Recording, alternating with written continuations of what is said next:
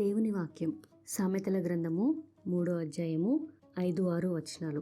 నీ స్వబుద్ధిని ఆధారం చేసుకొనక నీ పూర్ణ హృదయముతో యెహోవా యందు నమ్మకముంచుము. నీ ప్రవర్తన అంతటి యందు ఆయన అధికారమునకు ఒప్పుకొనుము. అప్పుడు ఆయన నీ త్రోవలను సరళం చేయును. Proverbs chapter 3 verse 5-6. Trust in the Lord with all your heart and lean not on your own understanding. In all your ways submit to him and he will make your paths straight. మన స్వంత నిర్ణయాలతో, తొందరపాటు ఆలోచనలతో కొన్నిసార్లు మనం నష్టాలలో పడుతూ ఉంటాము. మన తొందరపాటు నిర్ణయాల వల్ల దేవుని చిత్తానికి దూరమయ్యే వారిగా ఉంటాము. మనం ఆలోచించకుండా తీసుకున్న నిర్ణయం సరైనది కాకపోవచ్చు.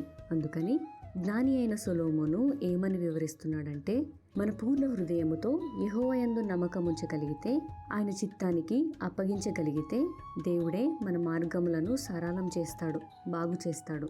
సామెతలు 37వ అధ్యాయము 5వ వచనం ప్రకారం, నీ మార్గమును యెహోవాకు అప్పగింపుము, నీవు ఆయనను నమ్ముకొనుము, ఆయన నీ కార్యమును నెరవేర్చును. మనం మన ఇబ్బందులను, మన పనులను, భవిష్యత్తును దేవునికి అప్పగించినప్పుడు ఆయన మన పనులను, కార్యములను నెరవేరుస్తాడు. నీ కార్యములను దేవుడు చేసినప్పుడు అవి ప్రత్యేకమైనవిగా ఉంటాయి.